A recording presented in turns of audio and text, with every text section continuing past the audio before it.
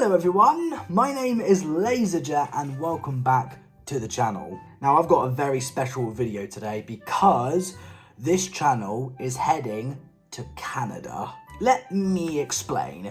I have a friend in America who's a big fan on the channel, and I had no idea he was going to do this, but he went to the Canadian Railway Museum and filmed the whole experience of the museum, and he did it specifically for this channel. Again, I had no idea he was going to make this video, but because it was so good and he spent a lot of work and effort, there is no way I could refuse to upload this video on the channel. So my friend, TrainTech Gaming, I'll leave a link to his YouTube channel in the description below, spent his whole day filming the Canadian Railway Museum and also filming the Class A4 Dominion of Canada.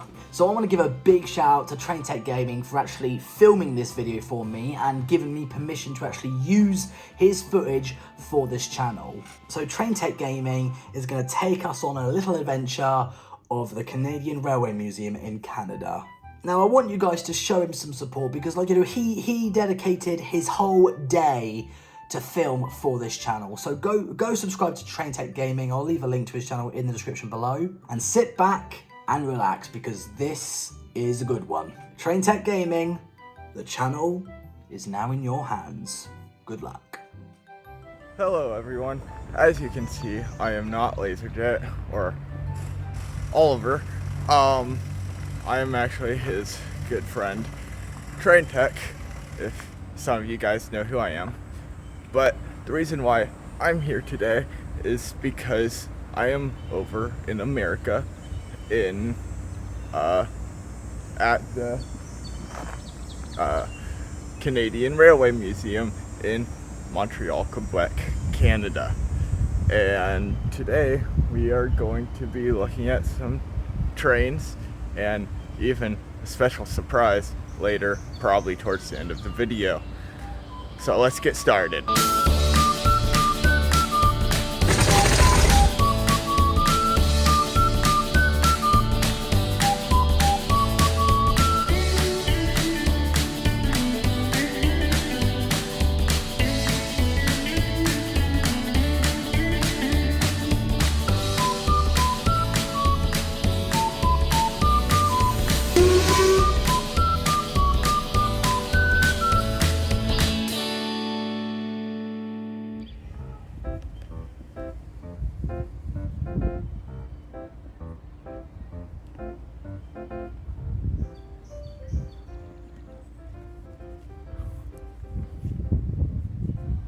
If you can see it over here, we have a Canadian Pacific, or some CP rail, GP9. I don't know exactly when it's from, but it was probably a commonly used diesel back in the early days of diesel here in Canada. And to the left here, we've got a caboose that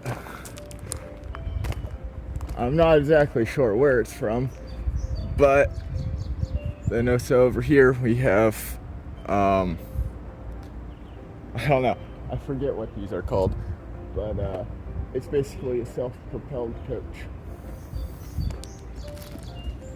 Behind the GP9 and the other stuff we were looking at a minute ago, there's this giant turntable where I would imagine they go to get to different parts of the museum. And so yeah, looks pretty big and cool.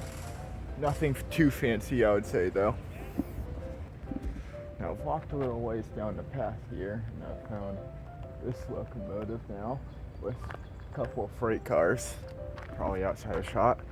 And then over here there's this poor thing that seems to be not quite level with the ground anymore. I don't know if it's the track that did that, or it probably is, or if it's just straight up derailed. But I kind of want to go find out over here, so I'm gonna head down here, check it out. Yeah, it looks like it's leaning pretty bad, so I'm guessing it's either derailed or the tracks aren't level anymore, which is somewhat of a bummer. But there's a shed over to my left here, so I think we're gonna go check that out now. Now, as I walk over here, you can see we have quite a few diesels. I'm not super familiar with a lot of diesels. I'm more of a steam guy, which it looks like we've got some over to our left. But there are also these giant diesels here as well. If we look over here, we have some sort of old steam, and it looks like, not entirely sure what it is, but it definitely does not look American. It's called the John Molson, I believe is how you pronounce that. And it looks like, if I move the camera down, looks like a simple 220, or no, sorry, 222. Then, as well, seems like we have quite a handful more diesels. I also seem to see another steam engine coming up to the left here, so I'll just keep walking through. And then over here, oh my goodness, there she is.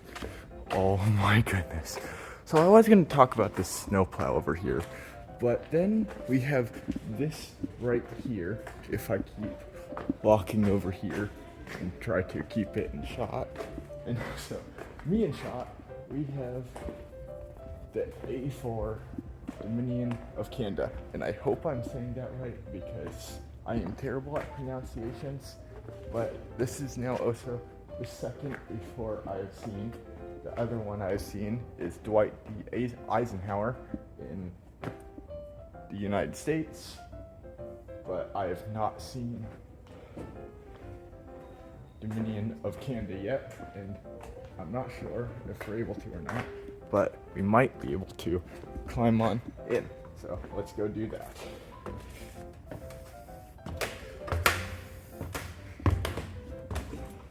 Okay, so I'm a bit tall for it. Don't know if you can tell or not, but unfortunately there is some glass in between us and the cab. But if I just barely squeeze in here with me, my phone, my backpack, oh my goodness, I'm in an A4 right now. So when I went and saw Dwight D. Eisenhower about 5 years ago, they wouldn't let us into the cab. But here, it looks like they'll let us into part of the cab. And my goodness, it's been a long time since I've seen an A4. I wish I could get a better camera angle on this, but this is the best I'm gonna have. I also wish the lighting was a little better, but you know, sometimes you just gotta deal with what you got. And then over here, oh my goodness, I can go through the corridor tender. Oh my goodness. All right, so we're gonna check that out in a minute. But then if you can see a little bit, we've kind of got the tender where you can collect the coal, and there's the handbrake. And I don't know, I would imagine the crew keeps stuff in here, but probably not much exciting. Let's go through the corridor tender. And I don't know if I'm going to be able to fit in this. Oh, apparently it was last painted in 2013 when it went probably to the UK for the Great Gathering in, I believe it was 2012, but I could be wrong. All right. Oh, it's so short. And I have my backpack. Oh. No. I hit the camera. Oh my goodness. Filming this with my backpack on is such a pain. Oh. I knew Oliver was too big to go into the back of Flying Scotsman's corridor tender, but like, I am also way too tall for this.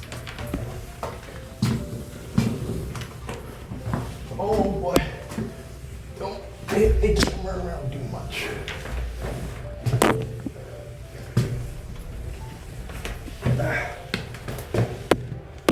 I'm gonna move you guys over here. Sorry for the bad camera angles. But there's what we see outside of the corridor tender. And then that's our way out. So,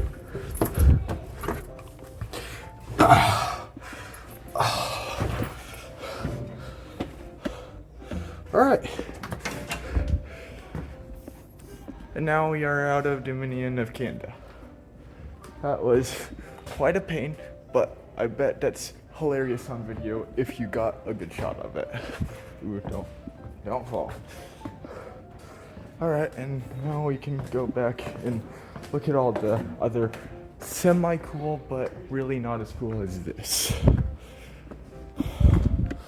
This is the whole reason I came to this museum, was just to see this. And I just happened to be in Montreal, so I was like, what the heck? Let's go see Dominion of Canada. Now, this locomotive was a Canadian National locomotive, and seems to be a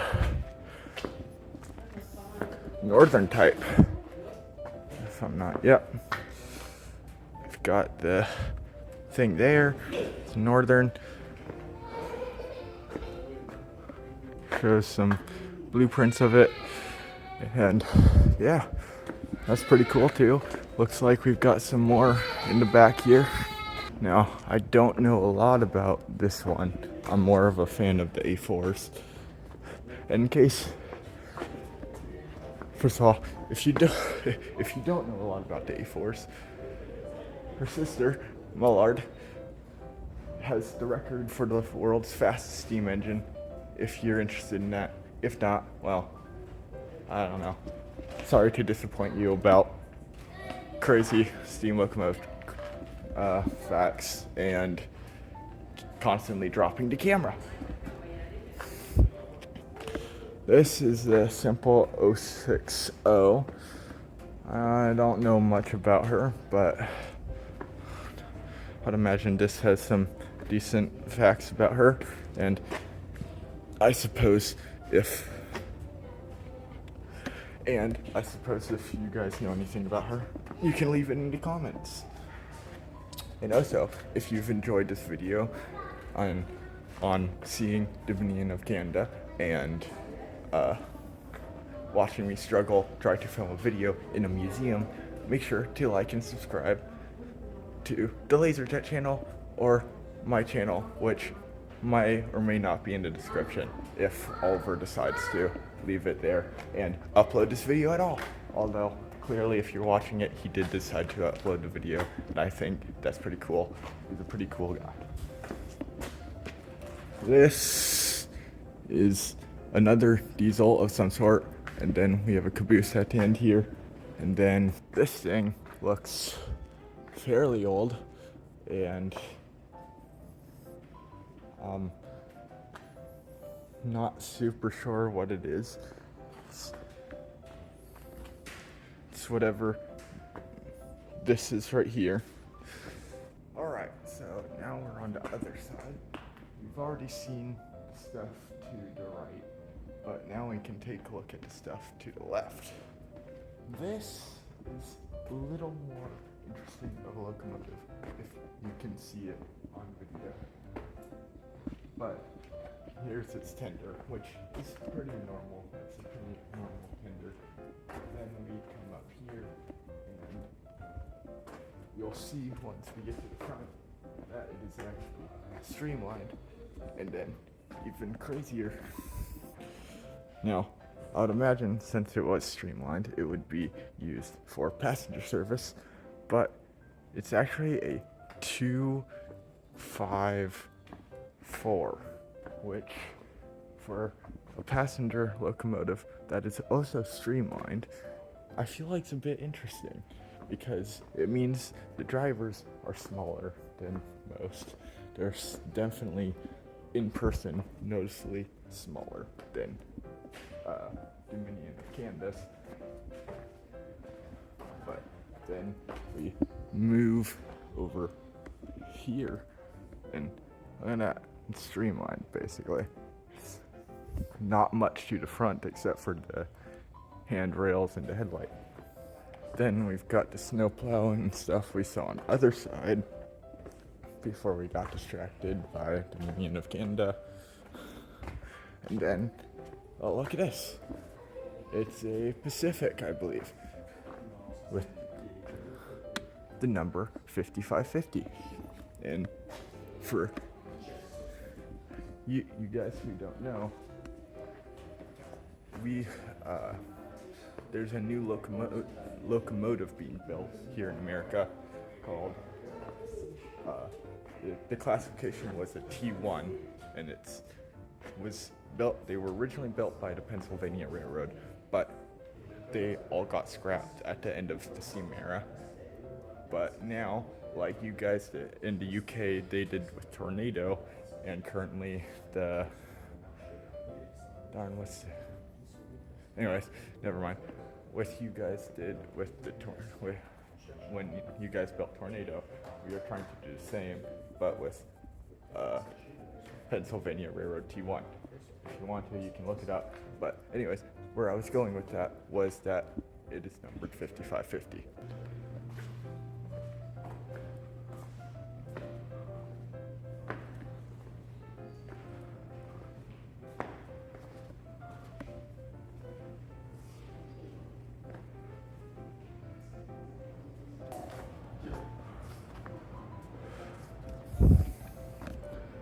Well, guess I'll start talking again. But here we've got some more steam locomotives. And it looks like we have another Streamlined 2850. And it seems to be a Hudson. But it's Streamlined. And seems like we can even go under it. So, guess I'll try that now. Technically, I am now under it, and we can see all the different things like the brake rigging, the frame, the inside of the wheels. Gotta say, it actually doesn't look too horrible. It seems like they keep most of their locomotives indoors, except for obviously the first couple of diesels and freight we saw in the beginning. And then here we've got a wheel on some sort of stand. Not sure what it's for. And then it looks like we've got some facts about the wheel. And then it talks about how different locomotives work. Alright, I've come back up here, and next to the other Streamlined locomotive we saw, we have a 440 American type, which is fitting since we're in America. So then we'll continue to go down here. It looks like it's mostly just coaches and freight, but that's okay. Looks like there needs to be some luggage loaded onto this baggage car. Looks like we can go in this one, and it looks like it's a mail car, so I suggest we take a look inside it really quick.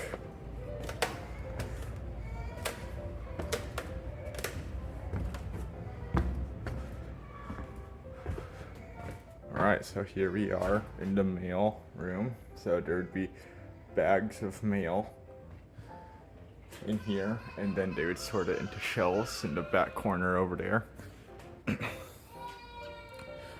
And that's typically where they would probably sort it, I would imagine. And it looks like these are certain towns here, so they would probably put mail going to certain cities there, and then more specific places there. And then back here, and it doesn't look like there's a lot going on anymore. There's probably a TV thing you would watch there, but I'm not too interested in that, so I guess we'll head back out. Alright, now I've come to the right of all the stuff we were looking at a minute ago, and now we've got a diesel. Pretty sure this is some sort of F unit, not sure which kind. Let's see, maybe it'll say. No, doesn't say. But then on this side we've got a car that I can't remember the name of, an observation car at the end of the train. It's what we call in America a 10-wheeler because it's got 10 wheels altogether. 460. Right here we have an end observation car that you could view either from the end of the train right here or up on the roof up there. And gotta be honest, it looks a bit messy in there right now. Wouldn't surprise me if they're trying to restore it to what it would have looked like back in service, which is pretty cool. It just takes some time and money. What I'm saying is, donate to your local railways. Check out this platform. Maybe we can go inside some of the coaches or something. I don't know, but I say we find out and see what they all look like. That one looks quite pretty inside. That one looks quite nice. One thing I've noticed about railway coaches in modern day, they aren't as nice as they used to be, which I would imagine is to cut costs. But I mean, it's just a shame we can't ride the rails like they used to back in the day, in the mid 20th century. Alright, so here's the outside of this locomotive. It looks like it's a 260. It looks like I'll be able to go in it once people are done looking at it. On this side, we've got another 460, another 10-wheeler. But obviously, they won't let us into that one. Alright, looks like we're finally done inside the cab of this locomotive. So, head on inside and check it out. Of course, they're always a tight squeeze, so we'll squeeze in here. Check it out. See inside the firebox. Put a light in there. See yourself. Nice look. This is where do it. Sit.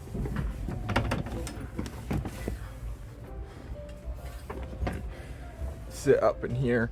This one has the firebox partly in the cab. Not my favorite style of locomotive, but it works. Looks like over here we've got this locomotive. Looks like, I'm not sure what wheel arrangement is, but we'll go over here and find out. Bus for some reason is over here. Not sure why that is, but this seems to be another Hudson type class locomotive. But it's a tank engine actually, not a tender engine like most of the other steam locomotives have been, as you can see here.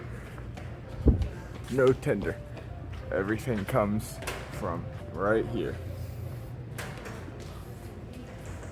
And got small little shunter of some kind. And then we have a tram, couple of trams actually. Another Hudson it looks like, although this one is a tender engine. Luckily, I do like my tender engines. Not saying that tank engines aren't horrible, but I personally prefer tender engines. Just us over here. This one, as well as just like Muller, or excuse me, the slight Dominion of Canada. They will not let us go in there.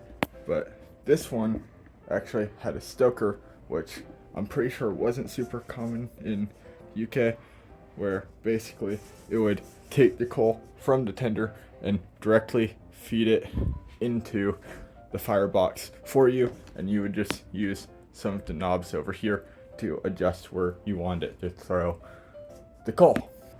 And that's about all for this side.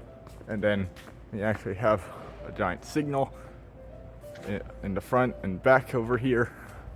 And then we've got some nice coaches, which don't look like you can really go in, but that's about it for this side of the platform.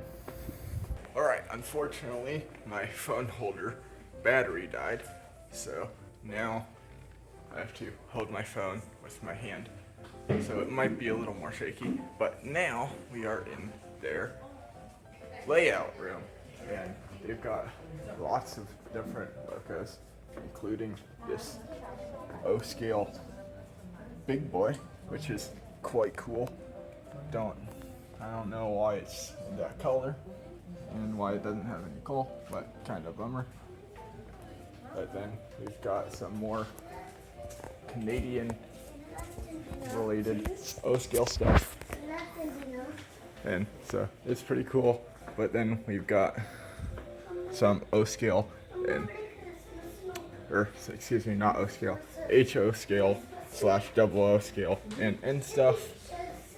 And they've got a cool TGV there, which if you're in Europe, I'm sure you'll be familiar with. Got these cute little Era 1 locomotives. Then we've got all these other locomotives. I would imagine they switch these out on the layout every once in a while.